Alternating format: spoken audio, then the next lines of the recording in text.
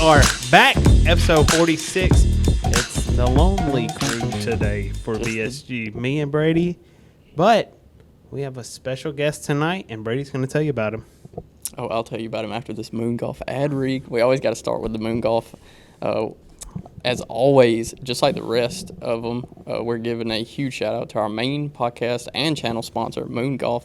We are a huge fan of what Ann and Dan do over at their multiple equipment stores. My in the favorite Southeast. name combo. It's got to be the best. I wish mine and Joni's was like that. Something creative like that, because they could have. The logo is perfect. It could have been anything, and but they have the top of the line fitting bays with the TrackMan technologies. If you've never hit on TrackMan before, you've got to go and experience it, because it's literally what the pros use. It's what everyone that gets fitted properly uses. And they have a one-of-a-kind experience with employees, and they have the best quality of golf equipment you'll find anywhere.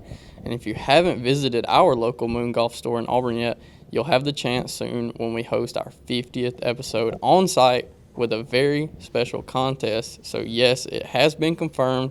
During the time we were recording our 50th episode on April the 3rd, you will be able to come into the store and hit one shot into the bay that we have reserved for a chance to win $100 to Moon Golf, courtesy of BSG.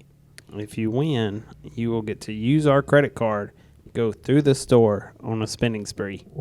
I don't know anybody that's ever done that. I don't think so. I was telling Jeremy about it. I said, you got to come. And he said, why don't you just let everybody that comes enter it? I said, we are. That's the plan. I said, we want as many people in there as we can get to swing a club. I said, I think you get 3 balls.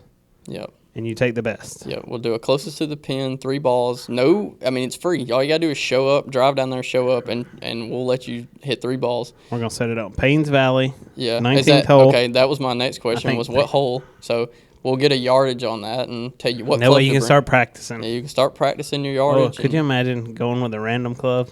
Or picking one of theirs up in there, which it might turn out better. Yeah. Because how many people do you think that we know that's going to come that have a fitted club that they know? For that distance? Yeah. But, I'm thinking just sorry about that. I don't know what I was about to say, but it wasn't the word I'm trying to read. Participants will receive a gift for showing up and trying out. I think we're still in discussion about what that might be, either like a small gift card, a sleeve of balls, something to show that, you came and did what we asked. So ooh, we cannot play it on the back tee. The back tee is 202. Oh. We might. I thought it was like a pitching wedge or something like that. That's not what it says on golf.com. Oof. The hole is nicknamed Big Rock at Paynes Valley. Plays at 202 yards from the back tee. We'll probably make it more friendly. We might switch holes.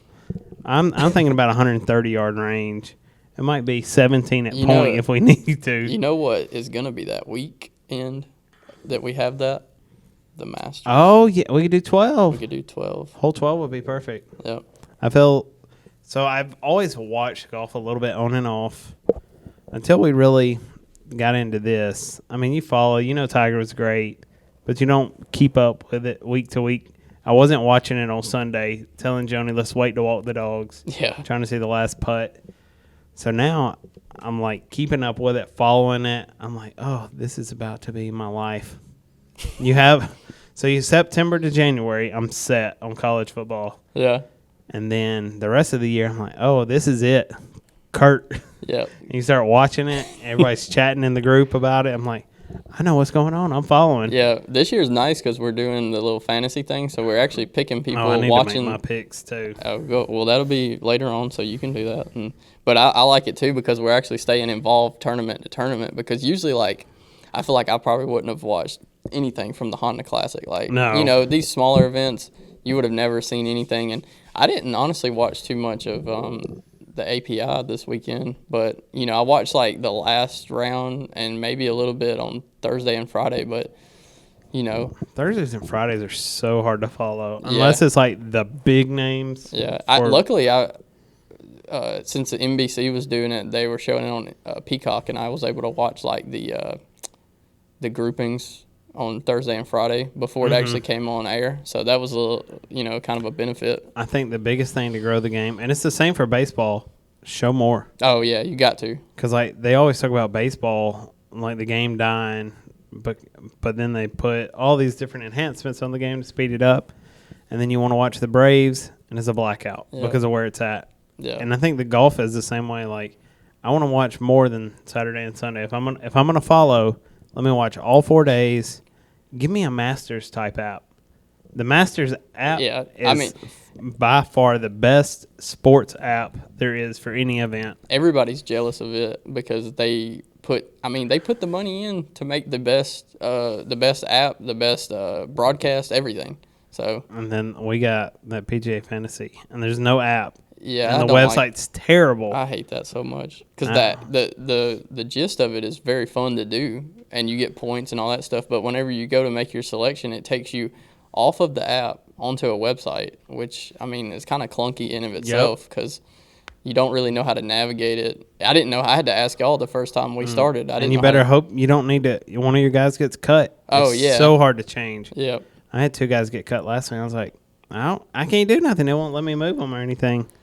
And then this Saturday, I woke up at 8:30, and one of my guys had got cut. But my other players' tee time was 7:25. Yeah, and it wouldn't let you. I said I can't put him in. Yep. So then I had an empty spot. Dang. Well, with that being said, we're gonna get into our guest tonight, and right now I have a special announcement for him, and then it'll just play. Casey, cut that. What's your special announcement? What I read off at the beginning. Okay. Yeah. Oh, the introduction. I should have said introduction. I said announcement. What announcement? Are you doing? Are we going to see him? How do you pronounce your last name? Gargano. Gargano. We were debating on if it was Gargano or like you Italian. gargle into it or not. Little Italian spice on Gargano, it. Yes, sir. But Brady is our resident journalist. So he's going to roll off a spiel to introduce you. And then if he's wrong, please let us know. And he gets whippings later. But he's going to introduce you, and then we'll get into the we'll roll right into questions. Awesome, man. That sounds good. All right, guys. Today's guest has been on my For You page for many years now. He is the founder and operator of the social media channel Shot Shaver Golf and has recently turned his following into a business. He's a golf instructor / golf entrepreneur / golf guru. And I've always been able to tell how hardworking and passionate he is about what he does through his content. And we are very excited to talk to him today about his journey so far and his future. So please welcome to the show, Frank Gargano. Dang. Thank you, man. That was a heck of an intro. You nailed that. Is that a 10 out of 10? That was a 11 out of 10. Oh, man. Yeah. Okay. The first one, I think. I appreciate it, man. I'm so happy to be here. So the first thing I want to ask you is really what gave you the inspiration and the ideas to create the Shot Shaver Golf? That's a good question, man. So so ever since I knew I wanted to teach golf for a living, when I started teaching golf when I was probably around, I guess like 19, first summer out of college, my first internship during college out of my golf management program. In 2022, people learn through content and through visuals, and there has to be, people are asking for drills and stuff like that. And I was pretty much sending other instructors drills, from like YouTube videos or something like that. I was like, all right, if I'm going to be in this industry, I have to make my own content, to be able to send my students really when it came down to it, So I started making content as a way to send swing tips to my in-person students. And then, started to realize obviously that can get you a little bit of a following from around the world, which is crazy, in 2023, nowadays what it could do for you. So at first, just really creating content as another way to, kind of follow up with my students and things like that. And then it kind of, took on a life of its own. How did you come up with the logo?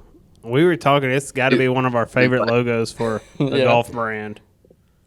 Oh, dang. That's so good to hear that, man. I'm going to send that to my, to the guy that made it. So my a family friend of mine is an artist, and he does logos, and he does that for a living. And when I was 2018, I graduated from college, and I came up with the name Shot Shaver Golf, and I called him and asked him and told him I needed a logo. and that's what he came up with. So I can't take any credit for that. I had someone do that for me, and he nailed it, man. It is a cool logo. The only thing I will say is that people think it's a paintbrush sometimes. I have no idea how. It looks like it's one of those rolled paintbrushes. Yeah, So it's either I could see that company. without the name. Totally. If you didn't have the name on it. Yeah. That's what I'm saying, man. It's right below there. So it is a sweet logo though. But yeah, just shaving shots, man. That's what I do for work. Has teaching golf been something you've always wanted to do, or did you kind of find your way through that growing up playing golf? It has been, man. I was a basketball player growing up, and then 13, 14, I realized that I probably didn't jump quite high enough, or had a lot of requirements to continue hooping. So I really took golf more seriously. I played golf like casually, like every couple of months growing up as a kid, but never took a lesson or did anything serious with it. But I guess I took like some group lessons like when I was really little.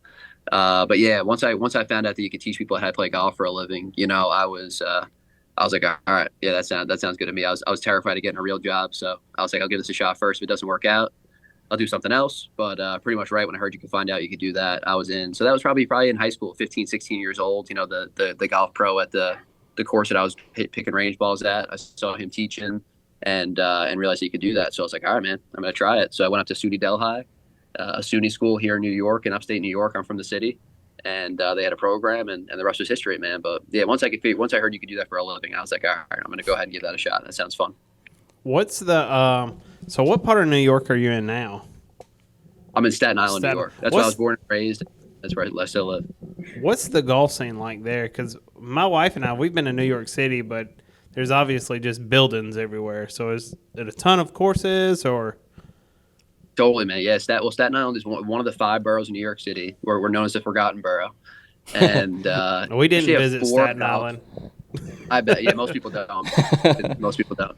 But we actually, it's a 13. It's probably like 13 by 5 miles. Something like that. Staten Island, so it's not too big, and we have 4 golf courses on it, which is pretty crazy. So there's Little Island, New York City, and there's 4 golf courses right here. So it's a pretty big golf market in general. And we had 3 public and 1 private course. I was one of the golf pros at the private course here on Staten Island. That's where I interned and started my career at. And yeah, so there's a lot of golf, man. Pretty good golf scene, for sure. And then when I opened up my indoor facility, being that it's somewhat cold here a few months of the year, it's one of the only places that you could hit balls, for all those 4 courses, which is cool. Did you have a alternate career in mind before you graduated college, or did you? That's a good question, man. Nah. I really swear, I really don't think I did. I honestly didn't. It was that was kind of it. I figured I'd probably go into like some kind of like finance job, you know what I mean, something like that. I kind of like numbers and business development in general and stuff like that. So I'd probably be somewhere in there. But nah, man, yeah, I was all in. I was trying to make golf work as best I could. In the Staten Island community, do you think that the indoor golf simulators is helping build and grow the golf in your community? It's a good question, man. I think it is. I probably have to do a better job at, reaching people and bringing people in who have like never played in some kind of like cool group format or like total new to golf thing. But like there's a lot of people that are coming in for a lesson that would be so intimidated to go to a golf course at first, of like, man, what do I wear? What do I do? How do I not get in trouble? Yelled at by the people behind me. So I think simulators are a really cool intro to someone that's never played golf before, has no idea what they're doing, doesn't want to get rushed by someone behind them or judged by somebody at the driving range. Like it's been cool for that, So I think it is a cool training wheels, so to speak, for getting into golf. So long-winded way of saying yes. Yeah, for sure. I agree. Yeah, I think we all agree because we've got I know we've got 2 for sure simulator businesses around us right now, and I mean we love going. I say most of the time we do see people who are playing golf, and I really would like to see that help grow people into that's never played golf before. I think that's a very very good tool for that. I think it'd be better for just entry level as well, because I know the first time I played a full 18, you never played before, and you don't know what to do. You don't know how to fix anything. You don't know what you're doing wrong. Yeah. You're losing balls, and then at the end of the day, you're just frustrated. You're like, I don't want to come back. I don't wasted $50, $100 and then I'm Uh-huh. down 3 dozen balls. So if you can limit it with a simulator for your first go, just to get a feel of it, I'm sure it's a much better scenario. What's Dude, your totally. And yeah. it's even like just like the etiquette wise and stuff like that too. Like not only is it like playing golf, but like all the etiquette spots, like stuff that you have to expect it to know going in. It's wild, man. It's super intimidating. So yeah, sim golf is definitely a cool bridge between the two. What's your day to day on? Do you travel a lot with the custom installs right now, or are you at your shop a lot? Yeah, so it's a little bit of a blend. So my on the simulator side of it, I'm lucky enough to I partnered up with my best friend since I'm 3 years old. That we've partnered up on that end of the business to do the installs. Where I'm kind of more on the sales end of things now, and he's really traveling and doing the actual installs with the team that we have. So that's been good, you know. So my day to day is more at the shop now, and teaching, but a lot of teaching though, man. Thankfully, I'm busy. There's not really a lot of golf instructors in the area here. 4 golf courses, but not really a lot of instructors. So super busy teaching, man. Thankfully, so a lot of my day to day now is instruction, meeting with some clients for the sim stuff. But now I got my partner Mike out there, kind of hustling the day to day of the actual installs, you know, which is cool. So teaching a lot of golf, man, is the day to day now. We'll need some tips on building the perfect golf simulator because I'm looking to build a house in the next 2 years. And I told my wife, I said, look, I'll never have to go to the range again. I said, I'll just be one room over. So we need Let's go, man. we need perfect dimensions and setup so I can start planning the savings account for it. Totally, man. That sounds good. I'd be happy to help. The thing to the misses though is that I've also mastered not only the simulator build but the pitch to the wife to get it built is that it's also a movie theater room too. You have to remember. Oh, So yeah. I didn't think about that. I like that. A family movie theater room. It cannot just be a golf simulator room, or else it's gonna be a tough one. So it's a movie theater room that you could just happen to hit golf balls into. I'm on board with that. Yeah, I'm with that. I think we could sell that for sure. I like that. Man. What do you see the shot shaver in about 5 years or now? Dang, good question, man.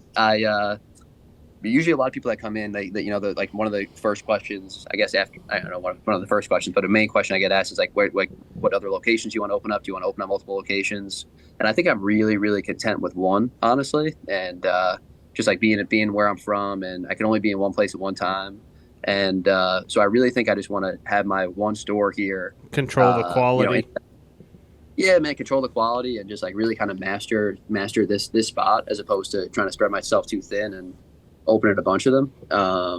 And really, I think in 5 years, I think from a content perspective, really trying to even just double down on that more so. I think that's just where the world is headed.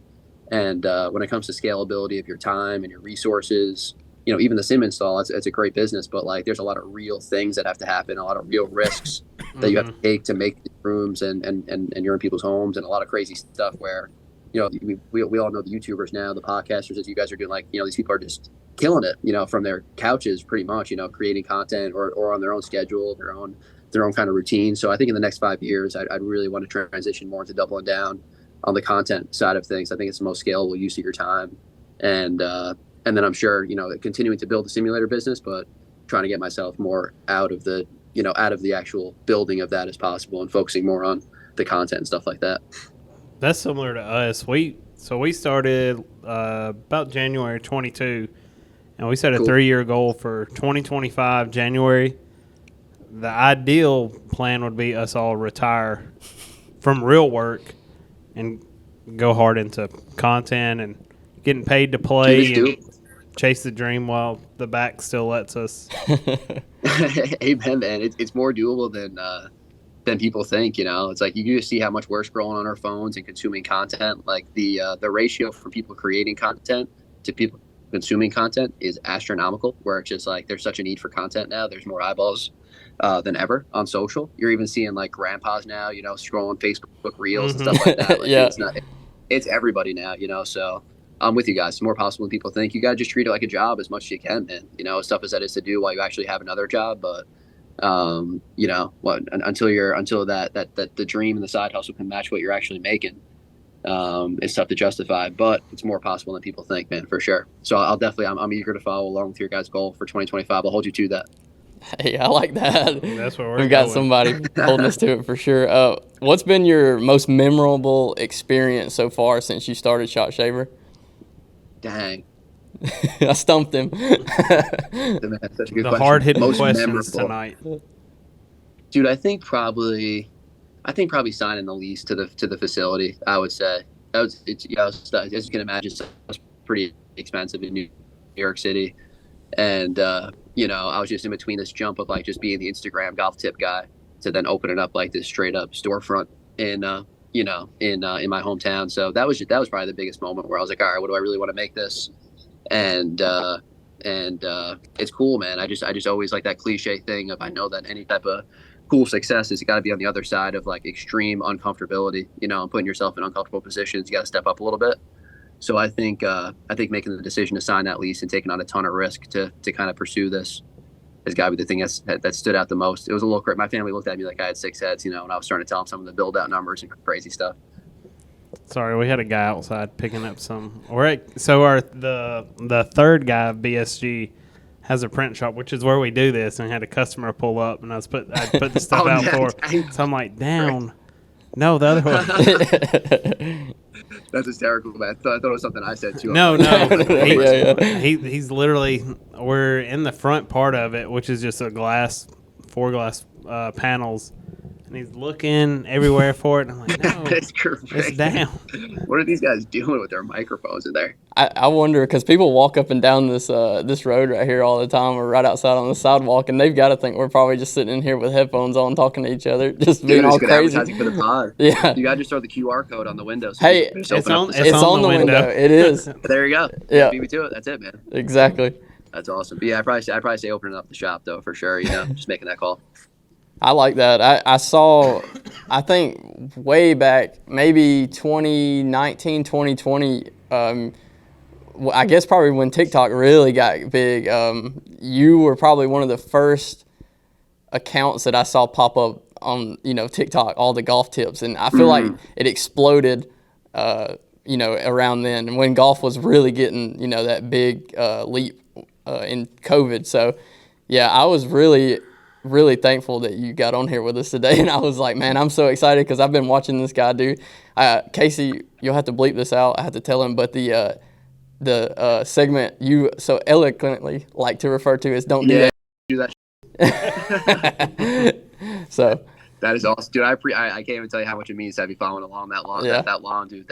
That's awesome, man. It always felt like whenever we finally connect with like people on TikTok that we follow, it's crazy how small the world is. That we're all like chasing the same type dream of we're just here. Like even though we're 1,500 miles apart, it's like we want the same thing. No doubt about it, man. It is cool. I'm one of the I'm kind of like a technology and social media, like, believe it or not, kind of hater. I'm the guy that's like, it's consumed our life too much. We got to like be careful of it. Like, all these things. But it does connect us in such cool ways. It really is. So, guys that you would never meet or never come in contact with, you see that you have a lot of the same interests with, and it's definitely a cool way to meet people. So yeah, I appreciate you guys having me on. Totally, man. This is awesome. That's one of the most favorite things I think so far since we started last year. Just meeting the people, meeting the golf pros and the people at all the clubs that we go to, and I always think that like, we come in here with a camera and stuff like that. They're gonna think we're, trying to do something immature or something like that because we're, I don't know, rolling in with like 4 or 5 guys and we've got one guy filming us and they're just like, I don't know. But I say the response that we normally get is like total opposite. Like we've been positive. Yeah, we've been to a couple of different country clubs, and I just assume that the members see us walking around with cameras and they don't, they might not like it, but we've got a pretty good positive returns on stuff whenever we go out there and film, and it's really cool to meet people like that, and I've just gotten the experience has really made it worth it.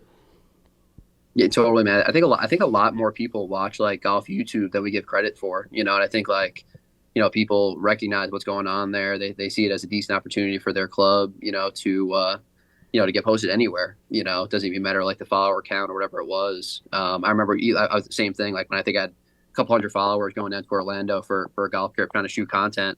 And like, you know, I would tell people that I'm doing the same thing. They looked at you like you're a celebrity. You know what I mean? Like, Right. just because you have Yeah. a camera. You know what I mean? So people really, they do the feedback is pretty cool, which is good, or pretty positive rather, which is cool. When we went to Busted Jack's tournament in Dallas, when we were Okay. walking through the airport, somebody's like, "Is that foreplay?" I had a Barstool hoodie on. That's why. That is awesome. Because we have the backpacks with all the gear and everything, and everybody. It's a group of. It was 8 of us. Yeah. And they're like, "Is that foreplay? Who is that?" Yeah, bro, neat. That is the coolest thing, man. That is awesome. It's wild. Those dudes are huge, man. All these guys, and it's just like, it's just consistency more than anything, man. It's what has them in that position. Do you have a lot of time to play on course anymore? I don't, man. I do not. This summer I'm gonna make it a priority though for sure. But last summer I opened up the shop in May of last year, so all summer last year was kind of beat, you know. But yeah, I'm trying. I want to play in a couple of professional events this summer to get the game really back in check. Play tournament golf. I haven't played tournament golf since college, so definitely start playing at some events and yeah, that'll be the priority. So definitely this year I'll play more than I did last year for sure. What kind of handicap do you think you have now? If you just I'm a 2.1. I'm a 2.1 handicap, and yeah, I had it down to I probably never got it. I never got it below scratch for sure. But then, well, like my first couple years out of school when I was playing a lot, when I was working at the country club, I would play off a 0 if I could. And but now, yeah, I'm just over a 2 now, 2.1. we're just gonna have to plan BSG to come up there one weekend and Oh, yeah. do a 4v1. Dude, That's 100%, our main man. series I we would love love because there's no pressure on our shots. We can And then just hit it. If you make a mistake, then we're chirping the whole time. That's it. Oh, it's the truth, man. I'm nowhere near good enough to probably do that. I would say I would give you guys a shot, but I don't know. You may not have seen us play yet. You probably do have a shot. You just don't know it. Yeah, I guess that's fair. I guess that's fair. But yeah, I'm hitting a lot of golf balls in my shop, but just the chipping and putting might be a little suspect when the summer starts up. What's your favorite course to go and play whenever you have time? Man, there's this one random course that you guys are gonna have no idea what I'm talking about, probably, but out in New Jersey by me, it's called the Shannick Valley, and it's got 3 nines, a public track. I joined a club last year, Colonia Country Club in Jersey. So I was a member there for a year, but then I played 6 times the entire year, and I started doing the math on what each round costed me. I was like, yeah, that's not happening again. So I actually wound up dropping that for this year, so I can get back to kind of just roaming around, playing wherever. You know what I mean? Not feeling kind of tight to one spot. So I loved where I was at. I like Colonia a lot. That was a private club, but this public course called the Shannick Valley out in New Jersey. It's got 3 nines, middle of nowhere, perfect vibes, nobody bothers you, and I say that's my top spot. But then a more well-known spot though, I actually genuinely love playing Bethpage Black out on Long Island by us. It's kind of a fun track because it's just so ridiculously hard that you could just like go out there and have a good time. And if you wind up playing good, it's like a great thing. But if you play like crap, it's like, all right, well, it was Bethpage Black. What was I supposed to do? You know. So that's a fun. It's a cool experience going out there too. Do you have a dream course to play besides Augusta? I feel like Augusta is like a realistic dream course. Yeah. I'm trying to think of a realistic one. I'd probably say Sawgrass is up there for me. And I actually have some family down there that works there, which is cool. So like I very realistically can go down there and play, which I'll definitely have to take him up on soon. But I think that's at the top of my list, man. Something about that 17th hole, and especially this week now is revamping that. But I would say that's like my dream course right now. What about you guys? Have one on the top of your head too that you have? Oh, I really want to make a trip to Bandon. Hopefully we can get out there. Bandon's up there too. Yeah. Or Whistling Straits. Yeah. Totally, man. So sick. I was actually down at Pinehurst this summer for a junior event. I don't know if you guys have been down there too. That's like golf heaven. That's down on there. the list. Yeah, I think that one's more realistic for us to get to go to. We could drive to it. Yeah, it's like maybe 8 hours for us. So I mean, it's not not too terrible. bad. Yeah. And where are you guys from too? I didn't want to ask him. South of Atlanta. It's about an hour south of Atlanta, near Auburn. Okay, cool, man. It's Awesome, right very across the state line. So I live in LaGrange, which is in Georgia, and then they live in Valley, which is 10 minutes across the state line. Yeah. So we're just hovering in the middle of both. Cool, man. That's awesome.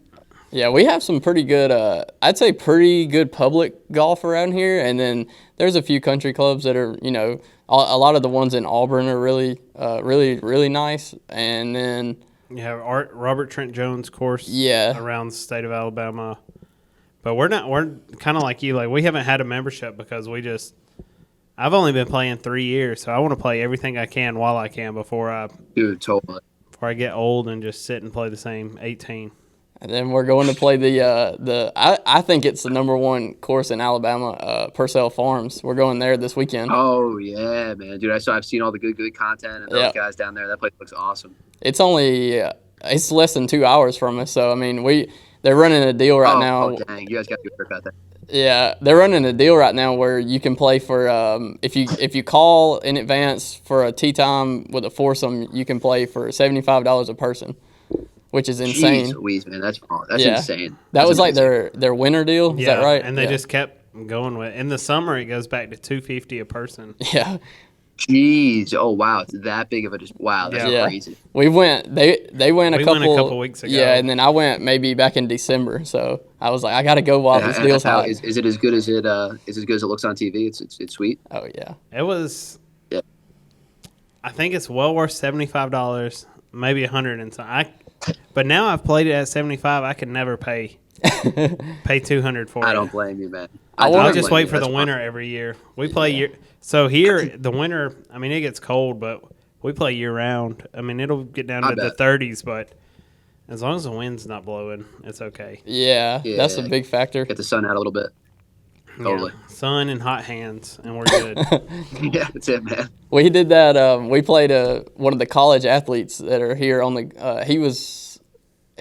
He's on our NAIA local college school, and we did a 4v1 against him a couple of weeks ago. And when we got out there, man, it was like 29 degrees that morning, and then when we left at 1 o'clock, it was like 64 degrees. And I was like, that's wild. I was like, the temperature change here is so crazy.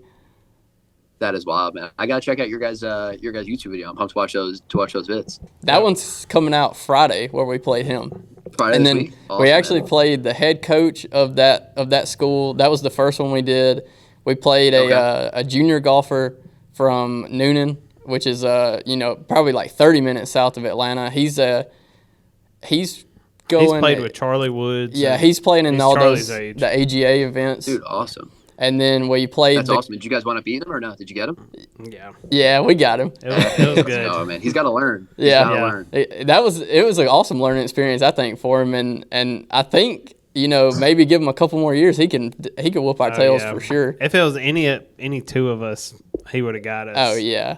Or even three of us. We're just because we're all 15. Brady's close to 11. Yeah. And the rest of us are 15 to 17. Yeah. That's got to be a night you're driving away with a real sense of pride. 4 grown men beating up on a Exactly. That's what we thought. I said, Yeah. we won't. If we lose, it's terrible. If we win, it's still terrible because we beat a kid. Yeah, But it's fun. It's fun for content. Yeah, I just like when we did the scrambles. 100%, man. There's no stress. I get up, I swing first on the tee box, and I putt first. So anything in between, I'm good with.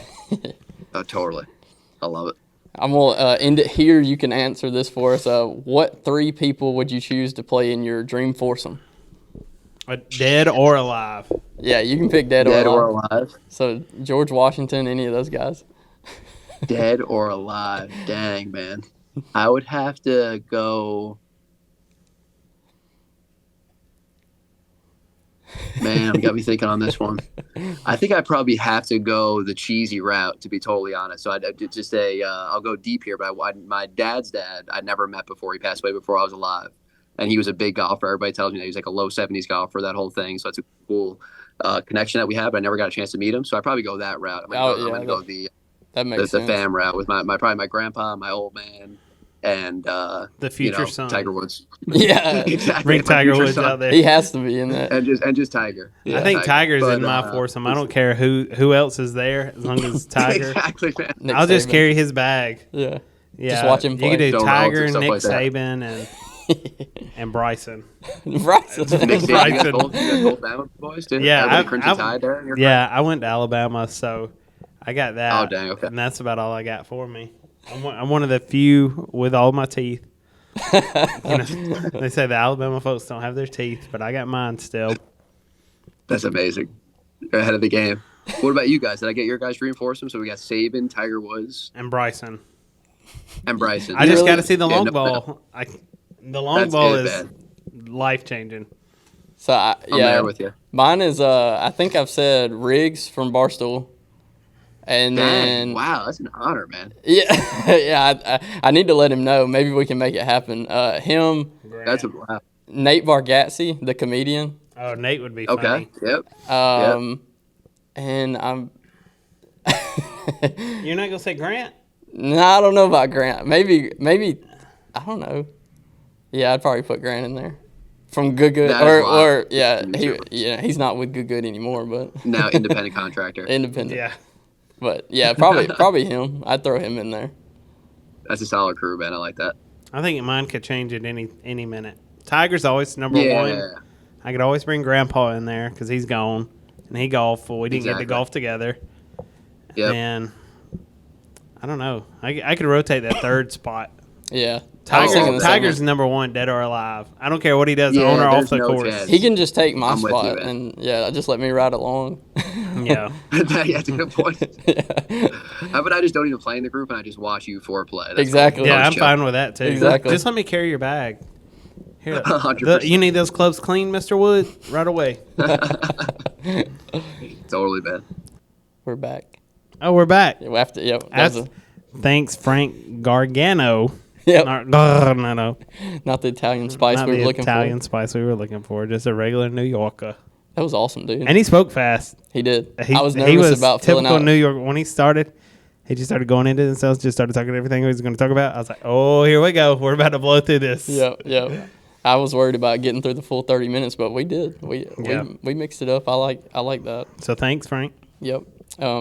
With that being done, we're gonna get into a little college golf we had going on this weekend. Well, actually, it started Monday and ended up finishing today on Tuesday. So our local NAIA school hosted their Spring Skyhawk Invitational.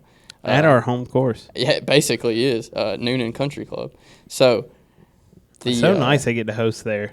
Yeah, Like, Point is a nice facility, but Noonan takes it another level. I do too. Think about like all the other teams coming in and seeing that. They're like, oh, this is what y'all got around here. Yeah.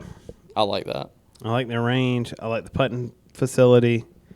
Point has a nice range. It's wide open, but the putting is totally different from But one to the other. Yeah, and you can't get 8 teams up on Point's practice range or driving range and all that stuff. I mean, they'd have to take. I know they do flights, but still, that's kind of it's hard to do stuff like So that. shout out to our favorite pro in Noonan. Yep. He did a good job of keeping us updated. Too. Yeah, he was I like posting that. content. I like that. He's one of us now. Yep. Scott's out there doing his thing. But Reinhardt University took the number 1 spot with 26 over. Truett McConnell brought home 2nd place. Shout out to the alumni Luke Peavy. He used to play for Truett McConnell. Hopefully have him on soon. We've been messaging back and forth. And your hometown Point University Skyhawks finished in 5th place. I'm not sure what their total score was. I did not check, but a 5th. I mean, their first spring event they finished 3rd, and they all played well there. I saw they got to have some depth in their field because Cole Stevens posted rounds of 72, 75, and 75 for a T6 in the individual, and then I got Trevor Poole with a 76 on round 1, followed by a round 2 of 70, and then another 76, and he also finished T6. But the man of the team, Jacob Joseph, played as an individual, and he carded a 75, 73, and 71 on round 3 to bring home a solo 3rd place finish. I'd be happy with any of those scores. I would too, honestly. To go out there and throw a 7 number. Yeah. Some of us have done it. I've done it a few times. That's what I was talking But about. But we haven't seen it. Not since I've only done it once since we all started playing together, and of course nobody. We was weren't there, I know. so it counts the same as Mitch's. Yeah. And But it if I know Mitch ain't gonna watch this, but if I had to put money on one of y'all to actually do it, I'd put it on you all day. I think so too. I wish there was a way that it's like when you shoot a score there's just like not a way to lie about it, because I've seen some stuff here lately. We've been in our group chat. Oh yeah. And we're not talking about Mitch, but we're talking about some other people. Gosh. And there's questionable scores going around, and it's some interesting things. Sandbagging. Yeah, I would say sandbagging. Shout out Luke Peavy, Sandbagger Golf Co. Yeah, if you want to be a sandbagger, go get his merch, because he's got the perfect gear for you. I wish I was good enough to sandbag. Me too, honestly. I got the hat, but that's it, and the hoodie, but that's it. If I said I was an 18 handicap and then like went out there and probably shot like a 98, they'd be like, "Yeah, you really are at 18." Yeah, but then you throw up an 80. Yeah, that's 80, true too. 82 to win some money. Yeah, then they're like, "Oh." Oh. But there was one other tournament that happened very close to us down at the Grand National Lake Course, the 2023 Tiger Invitational. Hosted by Auburn. I told Joni. So Joni's got a cold. We were gonna go Sunday. Sunday, yeah. I was like, I said, how are you feeling? She said, let's just skip church. I said, oh, I ain't going nowhere then. I knew as soon as I heard her. I was like, oh, there's no way I can get down there. I wanted to go. We went to the fields Sunday and played, but after that, I was like, man. With the fresh hat? With the fresh hat. Check it out. They got some good gear up there right now, man. They're Ashley's buying like all kind of gear. He's got nothing but quality stuff. I mean, there's new polos in there. I didn't have time to check them out because we were like, going in there. I needed to hit the putting green real quick, but they've got all kind of stuff in there that look, and their logo is so nice. I love it. I think that's one thing I've seen in my time of playing in just 3 years. Like when you first went to a pro shop, like at the fields, it was like, I don't want none of this. Yeah, this ain't even nice. Yeah, and now it actually has stuff that I have in my closet all the time. I'm like, oh. I've got I'm wearing a shirt right now. Yeah. If I hadn't just submitted that Swannies order. Oh, yeah. Oh. I like our stuff better, though. Me too. We got to have Give our me stuff. my own logo. Yeah. I don't care what nobody says. You can't take that away from us. The lady that was working at the counter, she told me that our hats, you will be able to buy the BSG hats at the fields very, very soon. Oh, yeah. That'd be nice. They said they got to get them plugged into inventory, and then they'll put them out on the shelf. Ooh. So get you a limited edition BSG hat with the Fields logo on the side of it. But anyways, getting back to this Auburn event that they held, this score is wild. I don't have a lot on it. I didn't look through too much of it, but they played in a 3-round event, and their total team score was 41 under par. The next school, ballers. The next school that finished in second place was Troy at 10 under par. Oh, could you imagine going out knowing? And for them, like if we went out on the last day and it's us 4, and there's 31 strokes difference. Oh yeah. Like you'd have to be so confident going out, and it's like you can play loose with the 31 stroke difference. And then you'd play better.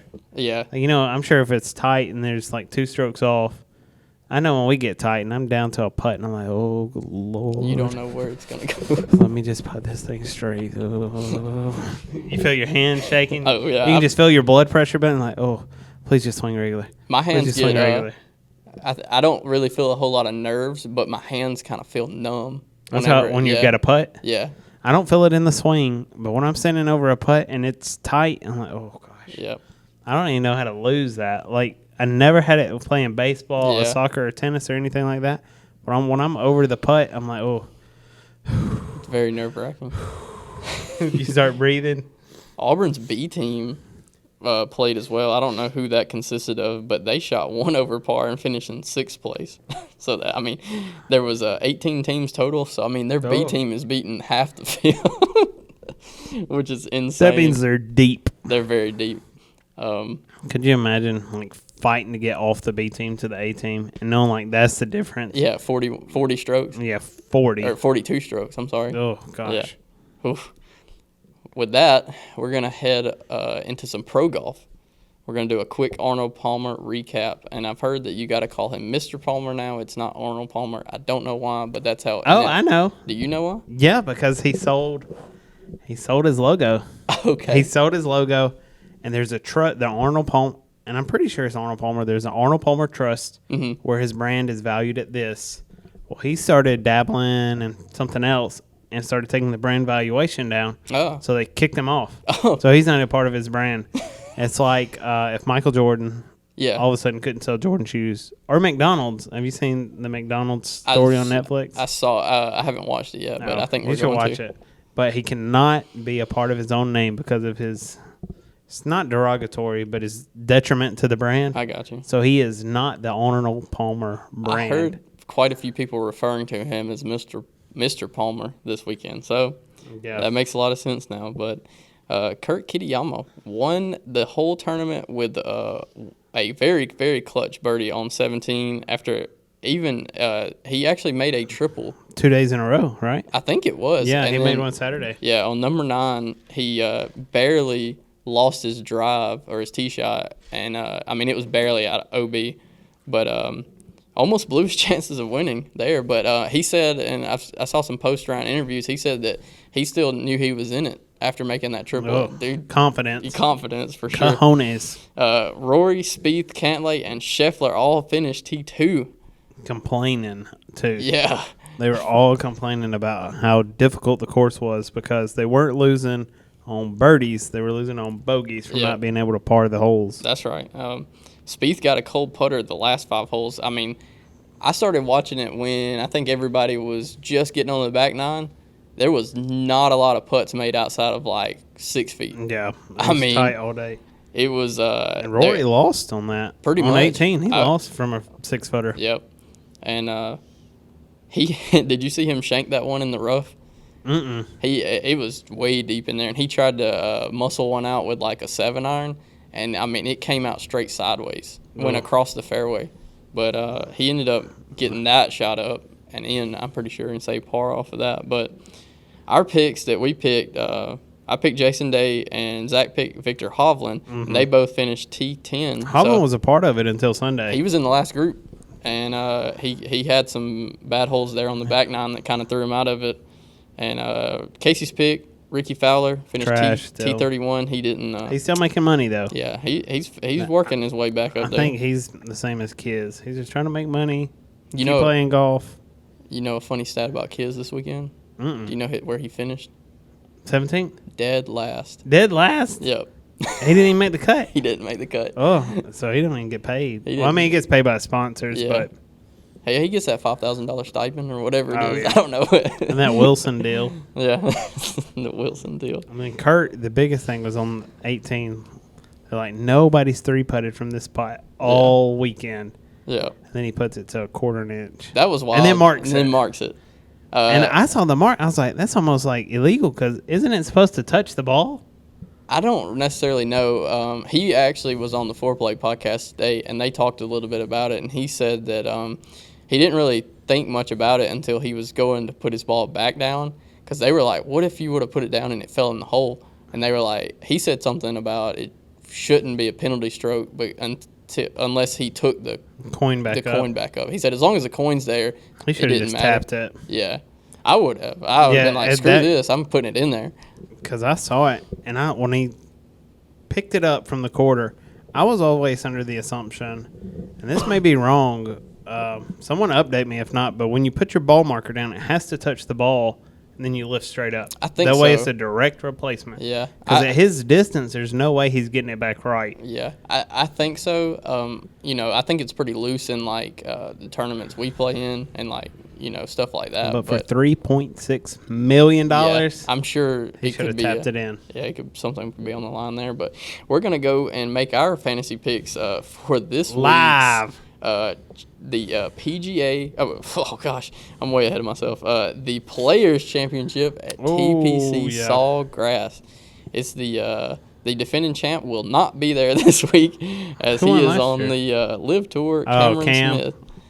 He is not there this week, and I've got to pull up my PGA app and work through all of this madness of an app. Oh. And if it even loads. The page cannot load. Oh, goodness. Are you on Wi-Fi? Oh, you're on Wi-Fi. Turn your Wi-Fi off. The Wi-Fi works here most times. Yeah, I have to turn mine off. So, anyways, I'll run through mine while you...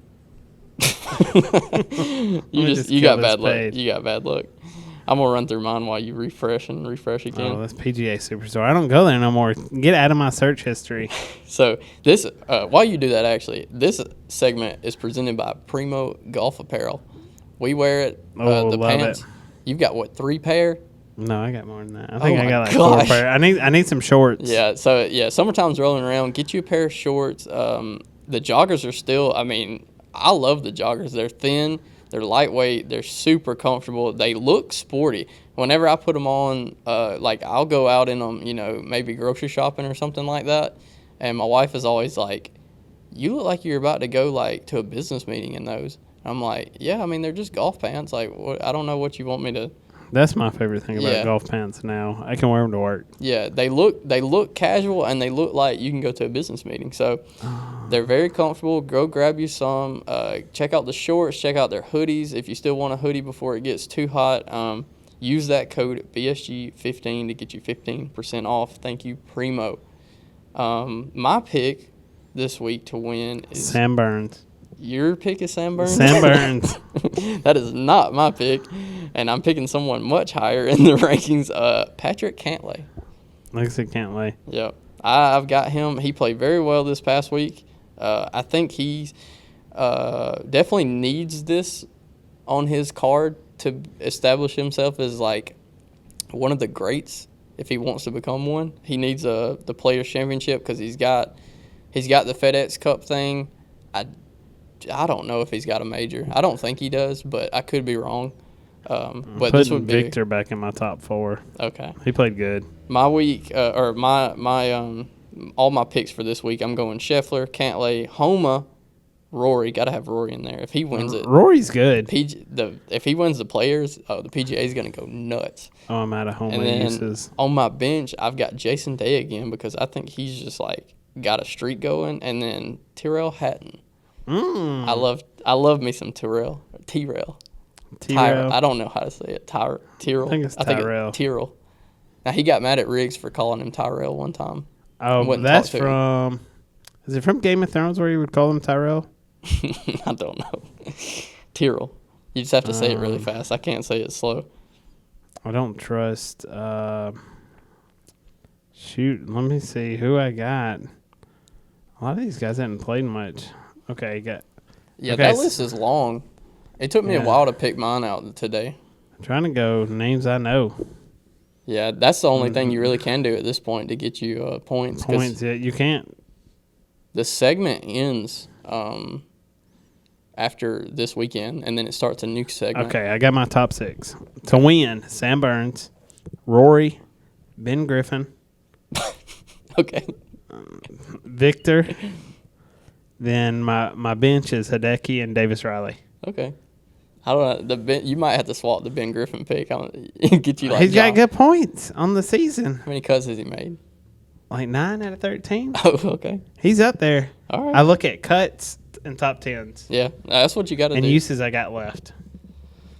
So that's going to put us towards the end of the show Let right me now. ask Casey. Yeah, see if you can get him. But right before we do that, I'm going to introduce the Drop Zone segment presented by Warlord Men's Grooming Essentials. We also have a very, very nice code you can use for Warlord if you need any kind of beard products.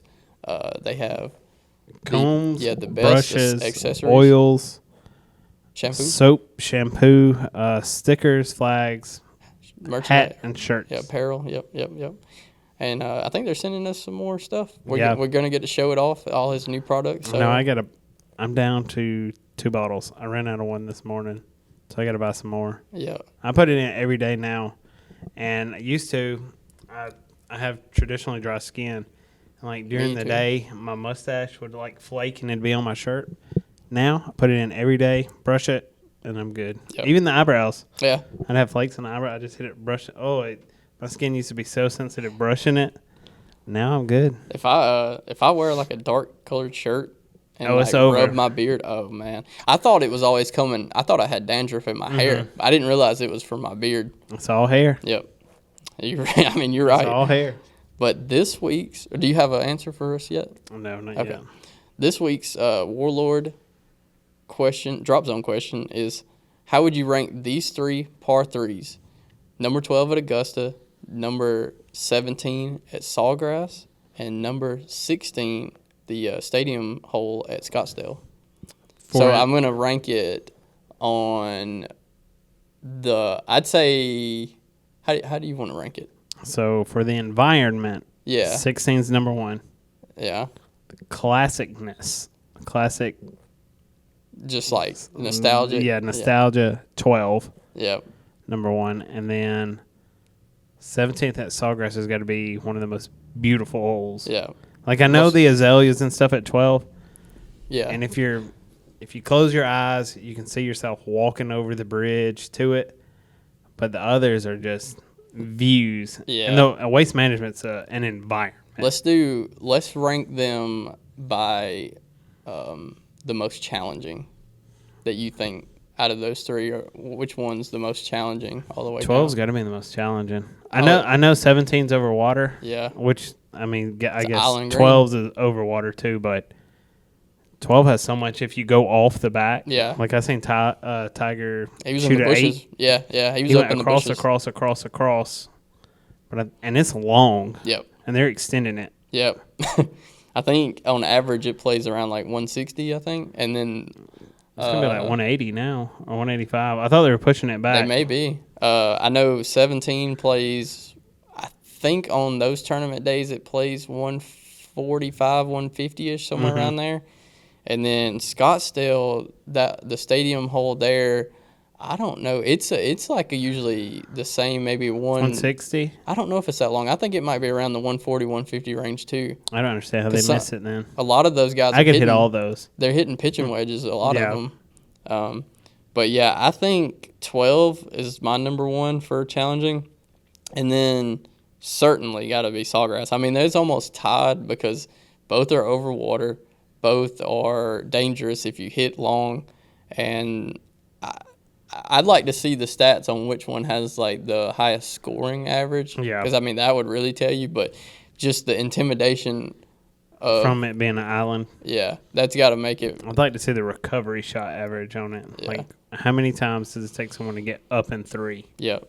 For a tour player. Yeah. Because, like, for us, it's the same. Yeah, the average amateur is certainly not making par on either one of those. I'm doing it. When we make that trip to Sawgrass, because we definitely not getting. Let's get this man live on here. Oh, you calling him? I'm gonna FaceTime him.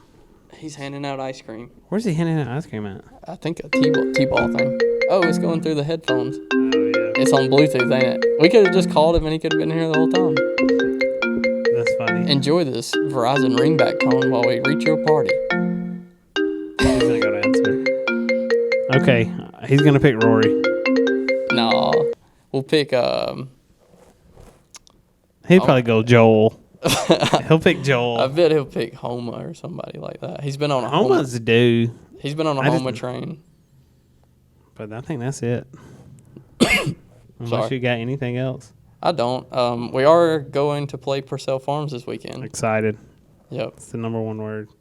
And we're gonna drive. We're filming, and we're gonna make some good content, and we're gonna share it on our YouTube. So maybe in about a month, that video hopefully we can go out. live a lot. Or not live, but keep the stories on Instagram. Yeah. I think that's the hardest part for me because you get, especially when we're playing like what we're playing. Oh, we got Keegan Bradley is Casey's pick. I'm not gonna win. But dark horse there. But if you're when we get out there and we're playing like singles, it's so hard to get my phone out of my pocket because I don't look at it. Well, when y'all were texting this past week, this past Sunday, y'all were like, put some stuff on the Instagram story. And that was like the first time I looked at my phone, and we were on hole like 11. So, anyways, we'll be back next Monday to do a recap for the Players' Championship. Yeah. We'll see Sam Burns win it. Okay. Probably first time. I don't think he's won it before. But I don't know. I don't follow Sam that much. I don't think he's a random pick. I heard the last like 5 to 10 winners, and I don't think he was in there. So definitely Probably not. He's a dude. Shoot or shoot. Peace.